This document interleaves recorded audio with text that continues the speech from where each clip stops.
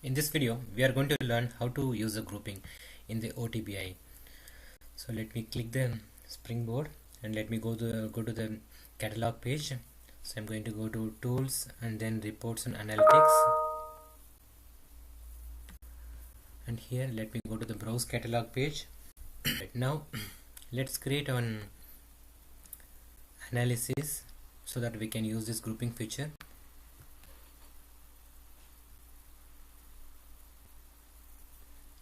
Let us select the subject area.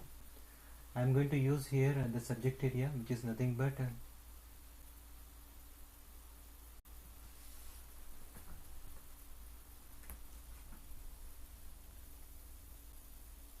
let's try to take something from benefit model so that we will know about we'll explore that subject area also. For example, let me take a benefits potential life events real time. Now this is going to show me all the subfolders and subfolders under this particular subject area in the left hand side panel.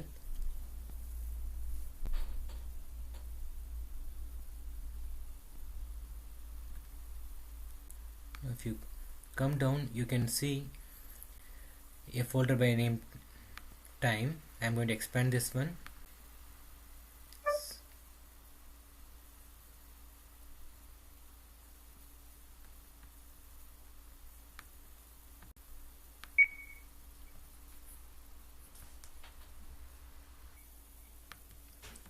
So I'm going to do a double click on this column. So it has been now as one of the selected columns. Let's go to another folder. Let's take the one of the measure. For example, we'll expand this potential life event. Sometimes you can expand this section so that you will be able to read it without going to the horizontal scroll bar. I'm going to take this measure now, so I'm doing a double click here. Now if you see, I have taken in such a way that for every year it will group by the total number of life event statuses. Okay, so let's see the results before we start applying the grouping functionality. So here's the results. If you see, by default it's showing us total for all the years at 1974, but however if you click the arrow here, it will show you the breakdowns. It will show the breakdown in such a way that it for each year, and even if you drill down further by clicking the expand icon, this arrow, you can see for every quarter. And once you go down again, drill down further on the quarters, you will see for every week in that particular quarter what is the total number of live event status that has happened. So this is how you will see the group the information by default itself. And at the end, if you see, you will observe the total also will be visible. So let me just try to apply some filters so that I will be able to see that information. So I'm going to go back to criteria. I think without going to the filters itself, I think the totals were visible in the first place. Here are the total here, 1974. Okay, all right. Use the grouping feature now.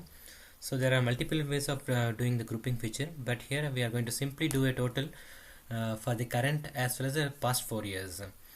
If you see, there is something by name selection steps panel. Just click that, expand that panel. You can see here under the time, date, year, particular column, you will be able to see new step being hyperlinked here. So click that new step, and I'm selecting add groups or calculate items. Basically I would like to add a new grouping. Okay, so I'm clicking new group here. Now my aim is to find the total for current and past 5 years. Okay, this is my aim to do this grouping. So I am going to take 2023 and the past 5 years. So I am going to choose 2023. Okay, 2023. Basically you can do multiple selection by using your control button. Holding the control button, you can do clicks So I have chosen 2023 and past 5 years. So I'm moving them to the selected section, and you can do further formatting if you would like to show in a different color, bordered with a different one, background color, text color, and all those things. You can click here format to do all those things. Yeah, this is pretty simple, which I'm leaving it to you. So I'm clicking OK now. The moment I click OK, now if you see, apart from the total which was earlier visible, now you can see what is the total for the current and past 5 years alone. Even if you try to do a full breakdown and do the summation for the 2023 and past 5 years, you will get exactly 1948. This how you can create multiple groupings or single grouping for any of your analysis. Thank you for watching this video. I hope you will find this video informative.